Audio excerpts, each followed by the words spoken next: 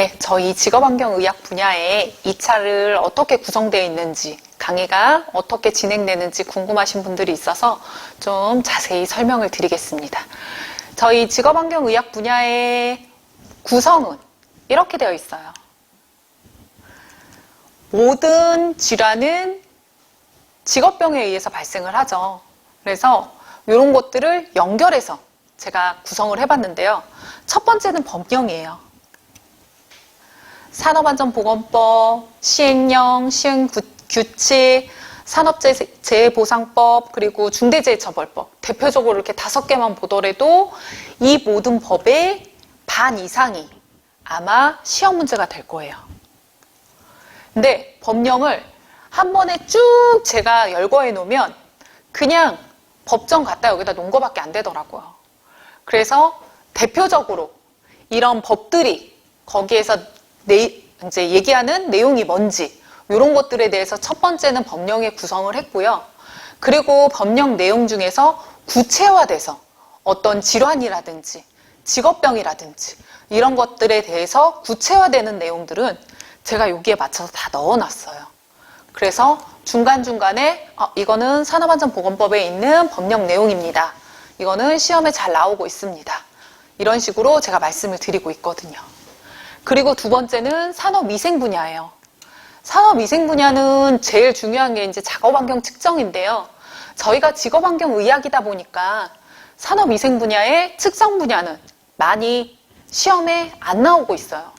하지만 저희 건강진단을 하게 되면 건강진단을 하기 위한 그런 유해인자라든지 이런 것들을 알아내기 위해서는 작업환경 측정이 없이는 어렵거든요. 그래서 기본적으로 작업환경 측정이 뭐고 측정하는 방법이라든지 아니면 법적인 내용, 측정에 대한 법적인 내용 이런 것들과 위험성 평가가 좀 들어가 있어요. 원래 2차에서 저희는 위험성 평가가 나온 적이 없어요.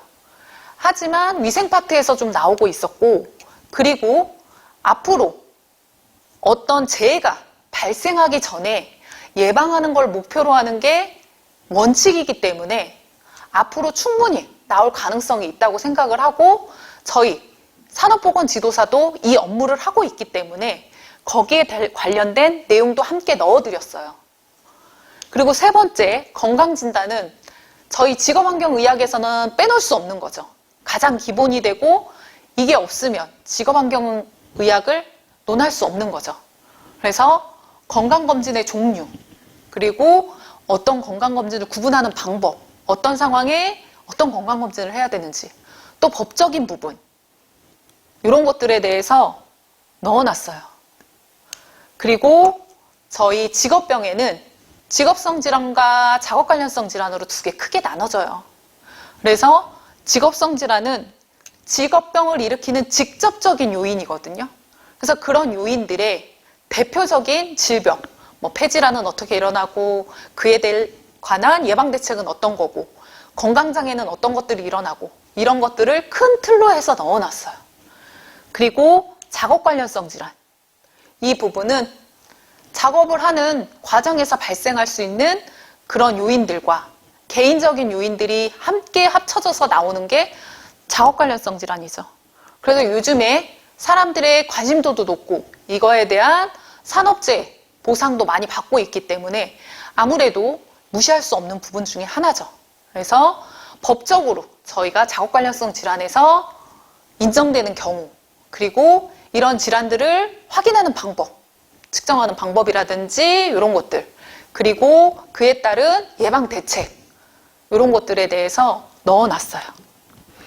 그리고 아마 제일 많이 들어가 있는 게 직업과 유해 요인일 거예요. 일을 하면서 사업장에서 제일 많이 노출되는 유해인자들이 직업병을 일으키죠. 근데 이 직업병을 일으키는 요인들, 검사 항목, 건강장애는 어떤 것들이 나타나고 그에 따라 업무적합성 평가가 필요한 사람은 누구고 노출 기준은 어느 정도 돼야 되고 그에 대한 진단은 어떻게 해야 되고 이런 것들이 여기저기 여기에 다 망라되어 있어요. 그러다 보니까 선생님들이 예를 들어서 톨루엔 하나만 찾아도 톨루엔 검사 항목 따로 찾고 그리고 톨루엔에 대한 건강장애 따로 찾아야 되고 그리고 그거에 대한 업무 적합성도 찾으셔야 되고 노출 기준 찾아야 되고 이러면 톨루엔 하나 정리하는데 1시간씩 걸리죠. 그러니까 그런 것들을 예방하기 위해서 톨루엔 딱 하면 대표적으로 딱딱딱딱 이렇게 떠올라야 공부하기가 편하시다는 거예요. 그리고 비슷한 유해인자들이 있어요. 건강장애도 비슷하고 그리고 업무 적합성 평가도 비슷하고 이런 것들을 한데 모아놔야 선생님들이 공부를 하실 때 딱 구분이 되는데 여기에는 중금속, 여기에는 유기용제 이렇게 나와 있으면 공부하시기 되게 어렵다고 하시더라고요. 그래서 그런 것들을 한데 좀 종류별로 모아서 그리고 거기에 대한 건강장애나 이런 것들을 한 번에 모아서 볼 수 있도록 해줬으면 좋겠다고 하셔서 그렇게 제가 구성을 해놨어요. 그래서 아마 대표적으로 제가 많이 발생하는 그런 건강 관련된 유해인자라든지 그런 건강장애들은 여기다 다 넣어놨어요. 그리고 직업보건. 직업보건은 잊을만 하면 한 문제씩 나와요. 그래서 그냥 빼기는 좀 어렵고 한 번쯤 가볍게 좀 읽고 왜 이런 것들이 나왔는지 보고 가시라고 넣어놨어요. 그리고 마지막 역학이에요. 역학은 제가 역학 안에서도 설명을 드렸지만 어떤 분들은 나는 쉽다. 어떤 분들은 정말 이해가 안 간다. 이러시는 분들도 계시거든요. 근데 역학은 저희 2차에서는 제가 항상 말하지만 한 문제에서 두 문제는 꼭 나와요. 그렇기 때문에 절대로 놓쳐서는 안 되는 부분이고 공부할 것도 생각보다 많아요. 그렇기 때문에 제가 조금 더 자세히 넣어놨어요. 하지만 그 안에서 한 두세 장 정도로 추릴 수 있는 방법까지도 제가 넣어드렸어요. 어떻게, 어느 부분을 봐야 된다, 2차에서는. 그리고 역학은 3차보다는 2차에서 더 많이 나오고 어느 부분이 더 많이 나온다. 그래서 이렇게 공부하시라. 이러이러한 부분은 빼놓지 말고 숙지를 하셔라. 이렇게 말씀을 드렸어요.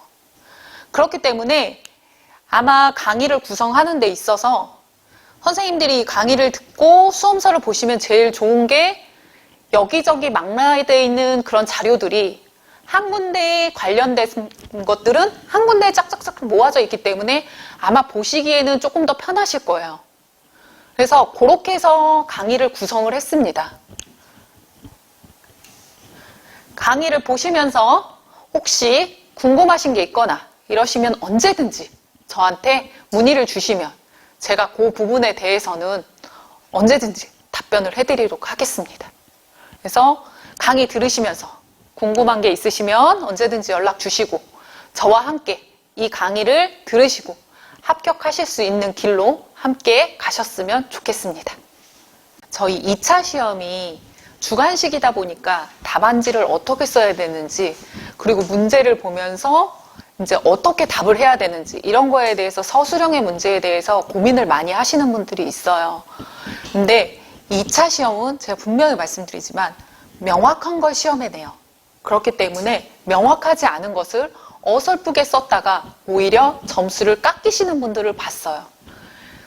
분명히 가채점을 했을 때 60점이 넘을 것으로 예상을 했는데 막상 시험 점수를 봤을 때 60점 바로 아래 점수를 맞아서 아쉽게 탈락하신 분들을 봤거든요.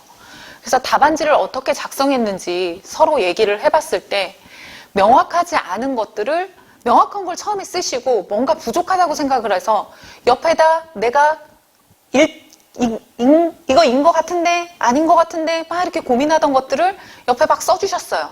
근데 그런 것들이 오히려 마이너스 점수가 되는 경우를 꽤 봤어요. 그래서 2차에서는 명확한 문제가 많이 나오니까 아예 답을 안 쓰실 거 아니면 몰라서 정말 이건 모르겠다 하고 빈칸으로 남겨두실 그런 부분들만 좀 아리까리한 걸 쓰시되 정말 명확하게 알고 있는 것들은 그 옆에다가 뭔가 나는 이게 긴지 아닌지 정확하게 모르겠다 이런 것들은 안 쓰셨으면 저는 좋겠어요. 대부분 점수를 받고 나서 나중에 얘기를 들어보면 오히려 옆에 명확하지 않는 것들을 써가지고 1점, 2점씩 더 깎이시는 분들이 계시거든요. 근데 다행히 합격 점수가 뭐 60점 이상이어서 한 65점 이렇게 돼서 1점, 2점 깎이시면 크게 상관이 없겠지만 딱 보드라인에 계신 분들이 58점, 59점 이렇게 해서 탈락하시는 경우도 있거든요. 그래서 명확한 걸 써라, 명확히 써라, 이 얘기를 꼭 드리고 싶어요. 2차 시험은 저희 지도사 시험은 단답형으로 5문항이 출제가 돼요. 5점씩 25점으로 구성이 되어 있고요. 논술형은 2문제가 나와요. 그리고 25점씩 해서 50점이 나오고요. 그리고 마지막에 논술형의 8, 9번이 택 1로 나옵니다. 둘 중에 내가 자신 있는 걸 하나 골라서 답을 쓰고 거기에 대한 점수가 25점에서 총 100점 만점이죠. 어떤 분들은 그래요. 논술형에 택 2니까 두 개 다 이것도 조금 알고 저것도 조금 아니까 2개 다 쓰면 나 일부 점수 맞아서 점수가 더 올라갈 거야. 아니면 이거 해서 내가 썼는데 좀 더 좋은 걸로 점수를 줄 거야. 이렇게 생각하시는데 둘 중에 하나만 쓰셔야 됩니다. 답을. 그리고 문제가 어떻게 구성되어 있는지 일단 보게 되면 단답형 먼저 볼게요. 단답형의 문제의 예를 보게 되면 2차에 이런 유형의 문제가 나와요. 예를 들어 직업성 방광암으로 인정받을 수 있는 발암물질을 5가지 쓰시오. 이거는 너무나 명확한 답이 나오는 문제예요. 그래서 이렇게 베타 나프티라민, 벤지딘, 비속, 감마선, 엑스선 이렇게 해서 5개를 쓰시면 되고, 내가 여기에서 정말 3개밖에 모르겠다. 그럼 명확한 거 3개 위에 쓰시고 나머지 2개를 쓰셔도 상관없는데, 여기에 혹시 뭔가 슬러시에서 특징을 쓰라고 하던가 이런 문제가 나왔을 때 슬러시하고 여기에 대한 특징을 쓸 때 명확하게 쓰셔야 되는데, 명확한 거 플러스 알듯 말듯 이렇게 쓰시면 오히려 점수가 감점이 되시는 분들이 꽤 있어요. 그래서 이런 것들은 피해라. 그리고 논술형 문제예요. 논술형 문제를 보게 되면 이렇게 근로자 건강진단 효과를 평가하는 데 있어서 개입될 수 있는 바이어스 종류와 그 4가지에 관해서 쓰세요 이렇게 나오거든요. 보통 논술형의 문제는 꼬리물기 문제가 함께 나와요. 그래서 한 문제만 쓰는 게 아니라 그 문제 플러스 알파로 해서 더 문제를 뒤에 확장하는 영역으로 나오기 쉽죠. 만약에 이런 문제가 5점짜리로 나오게 되면 딱 여기까지만 쓰게끔 되어 있는데 25점짜리 문제는 이거에 대해서 서술형으로 더 쓰게 되어 있다는 거죠. 그래서 일단은 대표적인 문제에 대한 답을 쓰고 거기에 연결된 서술형의 답을 쓰실 때 답을 명확하게 쓰셔야지, 여기에 정확하지 않은 정보를 쓰시면 오히려 점수를 깎이는 경우를 볼 수가 있다는 거죠. 저희 쪽에서 나오는 논술형의 문제는 대부분 서론, 본론, 결론으로 나눠서 나오는 문제는 없어요. 그래서 어떤 상황을 주어주고 이게 뭔지, 그리고 거기에 장단점이라든지 이런 유형의 문제가 나오기 때문에 제가 계속 2차는 명확한 문제가 나옵니다 이렇게 하고 말씀드리는 게 그래서 그런 거예요. 문제 답안지 작성하시는 요령을 간단하게 알려드렸는데, 이렇게 명확하지 않은 거는 오히려 마이너스가 점수가 되니까 잘못해서 오히려 점수를 깎이는 이런 상황을 만들지 않으셨으면 좋겠습니다. 제가 중간중간에 수업할 때 문제에 대해서 설명을 드리고 이런 경우에는 이렇게 작성을 하세요 하고 말씀을 드릴 거거든요. 그러니까 그렇게 해서 작성을 해주셔야 문제에서 최대한 좋은 답을, 그리고 좀 더 좋은 점수를 1점이라도 받으실 수가 있으실 거예요. 네, 이렇게 해서 답안지 작성 요령을 마치도록 하겠습니다. 감사합니다.